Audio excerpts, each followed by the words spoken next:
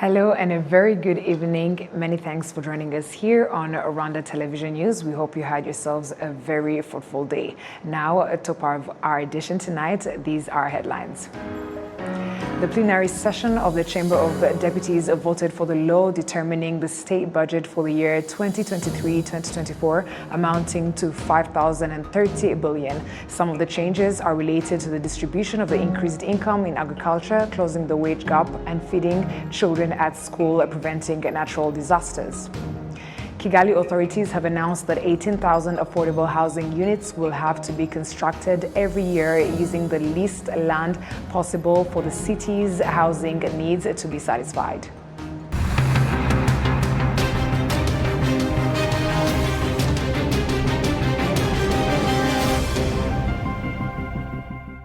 Once again, we're very glad to have your company tonight, coming to you straight from the heart of Africa, Kigali. My name is Martina Avera. Now kicking off our bulletin tonight, the plenary session of the Chamber of Deputies voted for the law determining the state budget for the year 2023-2024, amounting to 5,030 billion. Some of the changes are related to the distribution of increased income in agriculture, closing the wage gap, feeding children at school, and preventing natural disasters. We have more on this. The General Assembly was first informed of the report made by the Parliamentary Committee on Budget and Patrimony Resources on the review of the draft law on the state budget for the year 2023-2024. It is a budget of 5,030 billion, which means an increase of 265.2 billion Rwandan francs, equal to 5.6 compared to the revised 2022-2023 budget. Domestic revenue will reach 3,152.8 billion Rwandan francs, which is 63% of the total budget. Foreign aid is expected to reach 652.1 billion Rwandan francs, equal to 13% of the total budget, while foreign loans will reach 1,225.1 billion, equal to 24% of the total budget. Internal revenue plus foreign loans that the country will pay will account for 87% of the budget for the year 2023-2024, while for the last year of 2022-2023, it was at the rate of 85%. Chairperson of the National Budget and Patrimony Committee, Professor Omar Munyaneza, says that after conducting an assessment on this project, the Commission found that in terms of the distribution of funds, it is necessary for some institutions to receive additional funds. Aho inzego zose zagaragaje icyuho mu mishahara. All institutions that showed gaps in their income were all added in the budget of 3.4 billion Rwandan francs with the salary of teachers inclusive. There is also 37.3 billion Rwandan francs that was allocated not to salaries but to other mandatory projects such as the school feeding program. This caused an increase in the development budget of 29.8 billion Rwandan francs that was allocated to agricultural practices. In terms of disaster prevention, the analysis found that 629 billion Rwandan francs are needed. Chairperson of the National Budget and Patrimony Committee reiterates what they think should be done in this next budget. In the budget for the year 2023-2024, 215 billion Rwandan francs is expected to be allocated to what was affected by the natural disasters. 132 billion to be allocated to the reconstruction of the roads that were ruined, as well as electrical and waterways. The rest will be allocated to those that were affected by the floods, as well as the relocation process, and last but not least, the schools and hospitals that were affected too. The members of the Budget Commission also appreciated that 71 gaps that needed 226.4 billion Rwandan francs were catered for, of which 211.1 billion, equal to 93.2%, will be required at the beginning of the 2023-2024 budget year. 4 gaps amounting to 6.8%, needing 15.3 billion Rwandan francs, will be catered for in the medium term from 2024 to 2025. This law determines the planned budget and is published in the Government Gazette before it comes into effect on July 1st of this year. Kigali authorities have announced that 18,000 affordable housing units will have to be constructed every year using the least land possible for the city's housing needs to be satisfied. We have more on this report.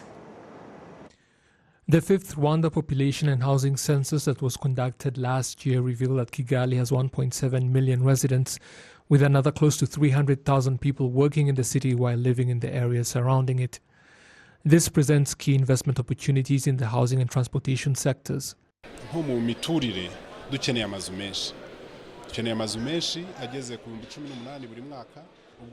the housing sector, we need up to 18,000 good and affordable units to be built every year for everyone in the city to live comfortably. You saw the housing project we implemented at Mhazi, and we like to use it as an example for what we need done at a larger scale. 300 families living on 4 hectares of land, with 3 of those hectares being used for other investment opportunities because the families are actually occupying just 1 hectare. Such projects also help to provide employment opportunities using environmentally friendly materials for construction. There is also the public transportation sector where people wait an average of 45 minutes for a bus, and we want to reduce that waiting time to between 18 and 25 minutes, possibly less.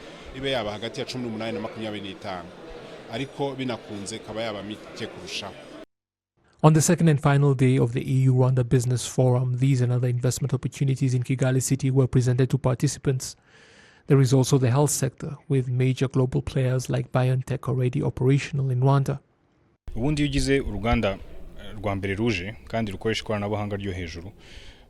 the first high-tech manufacturing plant opens its doors, others follow suit. That's the first point. Second, you know that Rwanda has progressively built up a very investment-friendly environment over the years, so the opportunities for doing business well and quickly exist.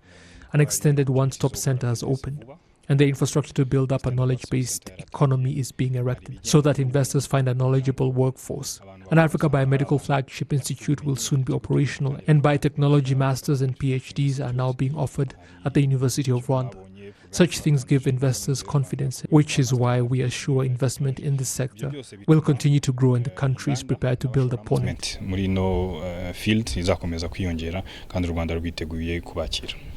During the forum, other investment opportunities were highlighted in sectors such as agriculture, mining, clean energy, and more. Now, local NGOs have been blaming local authorities for the trend that has become very evident among them, with their activities usually handled in the same areas instead of being spread out to other areas that need them.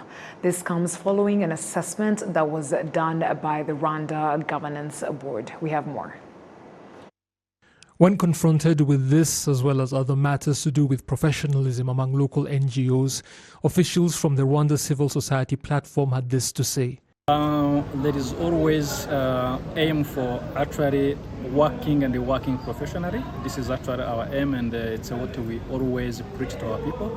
And when you talk about local NGOs, as I mentioned, they are at different levels in terms of capacity, staffing and the financial capacity.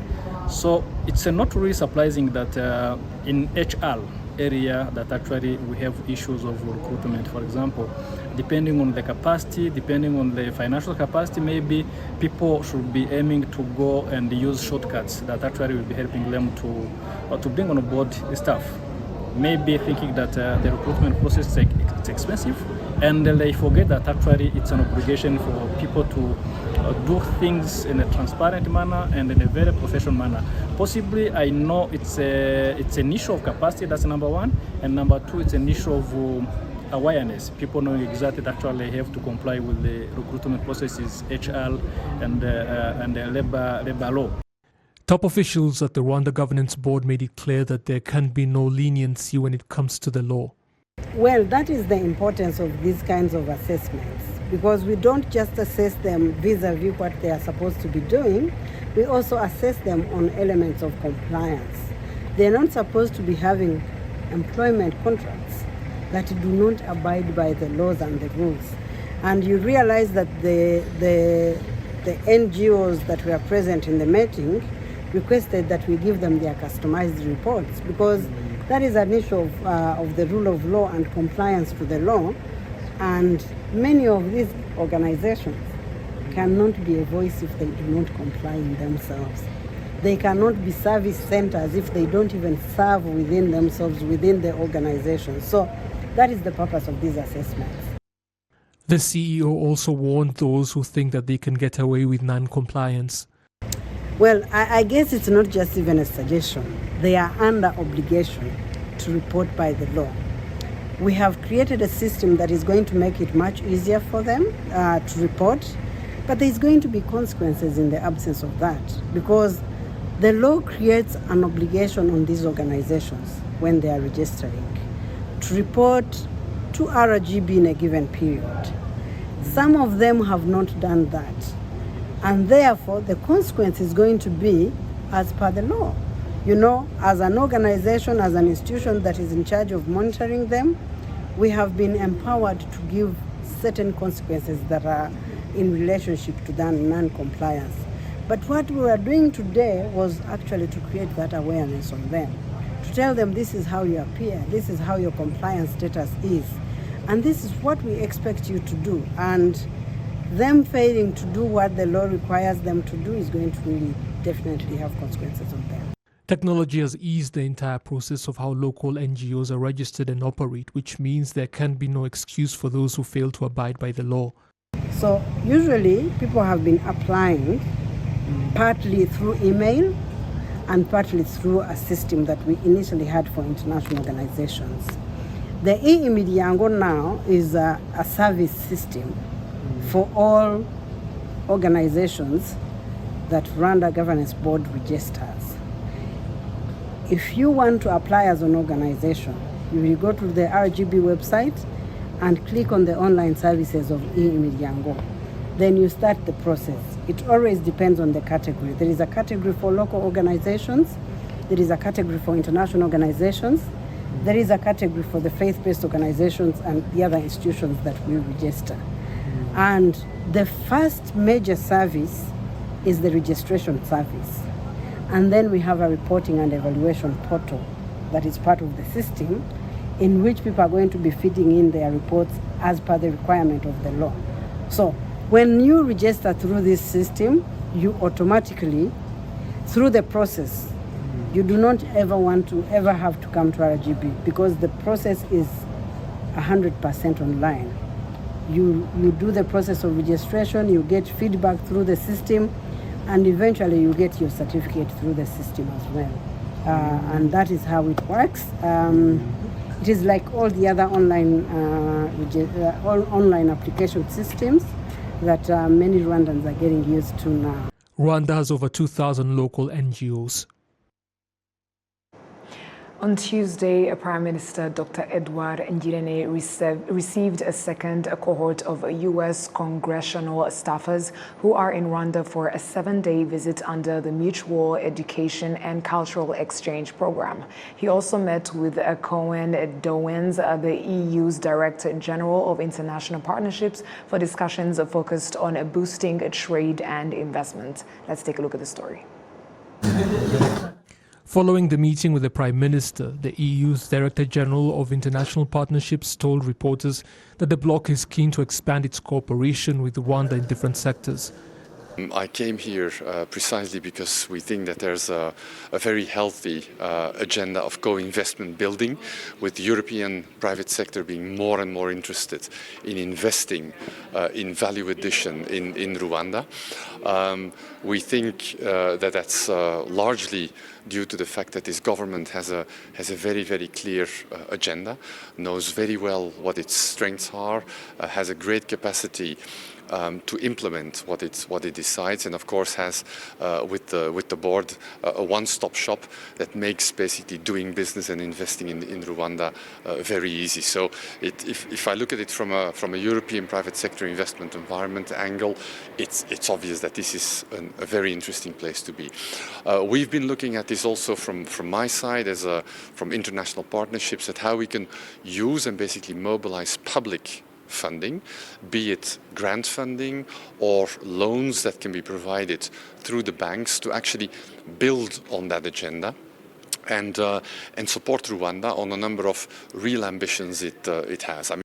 Prime Minister Dr. Edouard Ngirente had also received a second cohort of U.S. congressional staffers who are in Rwanda for a 7-day visit under the Mutual Education and Cultural Exchange Program. We talked about the important relationship between Rwanda and the United States and how we can continue to move forward. We learned about the vision that your country or your leadership has for your country and how America can partner with you guys on that vision in areas that we have the like-minded values and goals. It was a wonderful experience. The Minister of State in the Ministry of Foreign Affairs and International Cooperation noted that such visits help to boost mutually beneficial cooperation. The American delegation also visited the Kigali Genocide Memorial and the Campaign Against Genocide Museum. The Chief of Defense Forces of Kenya, General Francis Ogola, has held discussions with his counterpart of Rwanda, Lieutenant General Mubarak Muganga, which they reiterated on the security of the region and expanding cooperation. Adams Kwizera has more. At the headquarters of Rwanda Defense Force at Kimihurura in Kigali City, ISWA General Francis Ogola, the Chief Defense Forces of Kenya, was received in honor by his counterpart of Rwanda, Lieutenant General Mubarak Muganga. Regional security matters and expanding bilateral relations in security was among of the key points they discussed, as noted by the Rwanda Defense Force spokesperson, Brigadier General Ronald Rivanga.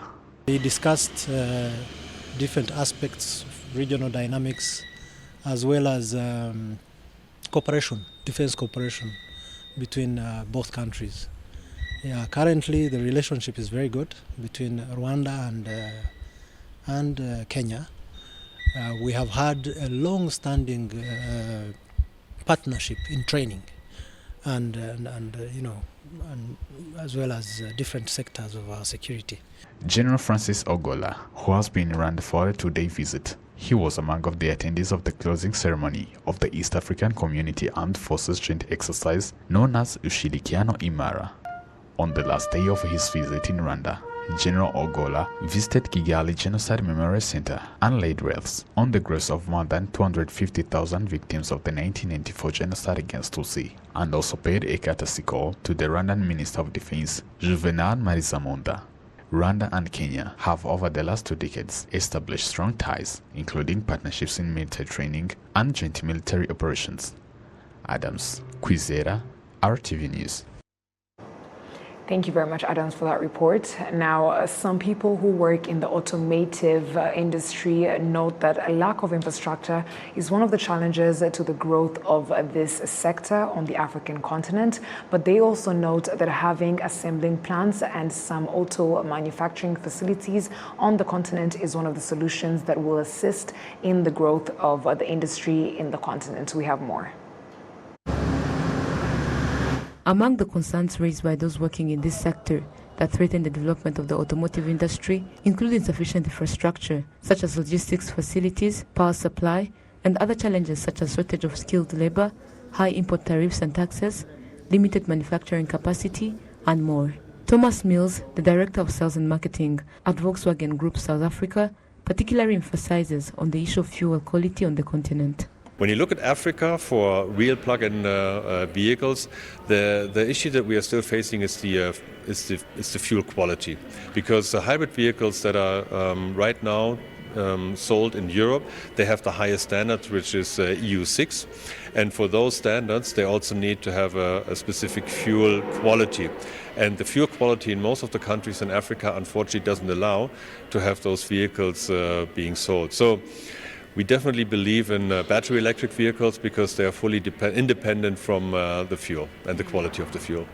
As a result of these various problems, the number of vehicles imported into Africa is between 80 to 90%. However, some of the dealers and those in the supply chain of auto parts says that having facilities that stocks parts of vehicles assist those with assembling plants to provide better services to their clients. Depending on the country to which we are supplying, especially in Sub-Sahara, the lead time does vary. Some of the countries we are able to export the parts within a day or two. Some of the countries we take a little bit longer because of the preparation. The nearer you are, the lesser the opportunity for interruptions. So with us supplying the parts from here in South Africa, there's only one leg from here to Rwanda. And also our stocking is quite high. We are able to satisfy at least 96% of the orders that are placed. We are able to have the stock with us to then ship out. So that reduces the lead time or the waiting period before the parts can be shipped. We sell about 100 cars a month between our used cars and our new car departments. There's macro challenges, there's micro challenges. You know, South Africa is currently battling with load shedding. We've got our electricity supply is not stable at the moment. Interest rates are going up. I know it's a worldwide event at the moment. Economy is tough. You know, people are under pressure, but we just got to make sure that we're the best at all times.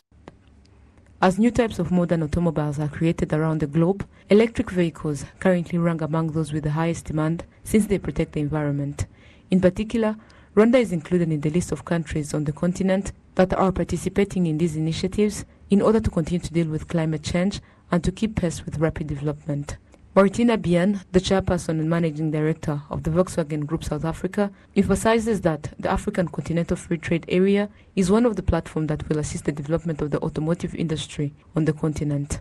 I'm very passionate about not helping to develop, but helping to grow the automotive industry on the African continent. African Continental Free Trade Agreement is a fantastic framework, not only for automotive, but for many industries. If really the country manages to unite somehow and act as one Africa, let's say, to a certain extent, and automotive is for sure one of the bigger opportunities within that. Important is that to find a place for all the countries. So, and that's also not only talking to automotive industry, but to all industries. So with everybody. Must start also talking with the neighboring countries, kind of who's doing what and what share, and how can I participate as a country or whatever. So, but I see a huge opportunity, and African automotive market is the last frontier. So, if there is growth in the automotive industry. I see it in Africa. Other markets are almost matured. So we compete, and then probably I'll get a car which is like from another competitor, but like really growth happens in Africa.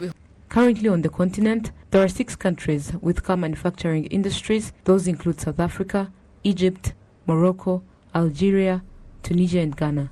And about 8 countries, including Rwanda, have car assembling plants.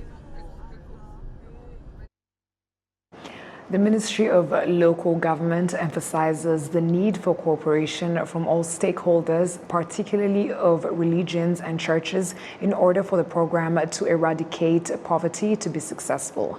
The 2022 population census reveals that at least more than 90% of the people in Rwanda have religions and churches to which they belong. Olive Nete has more.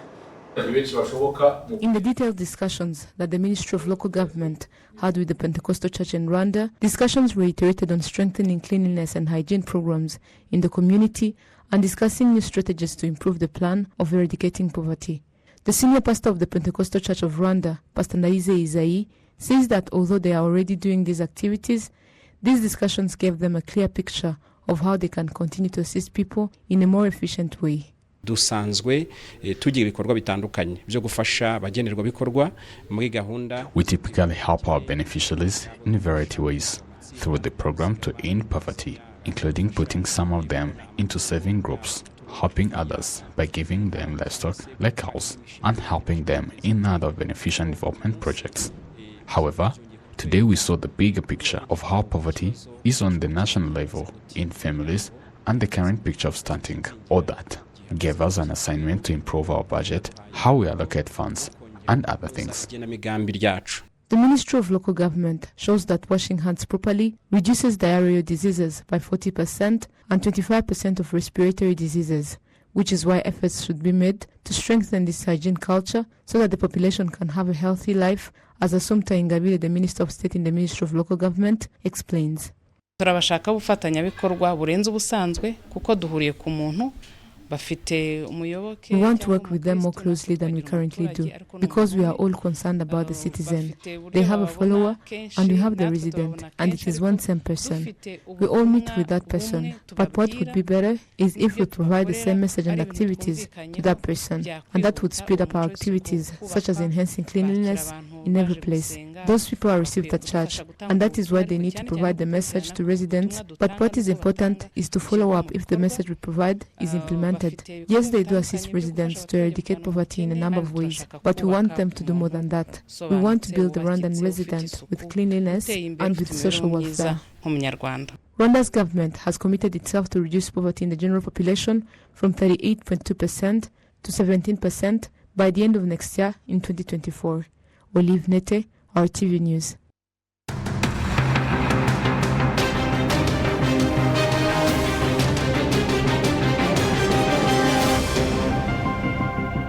Now, on behalf of the news production team and I, we would like to thank you for sticking with us on RTV News. My name is Martina Avera, and have a great night.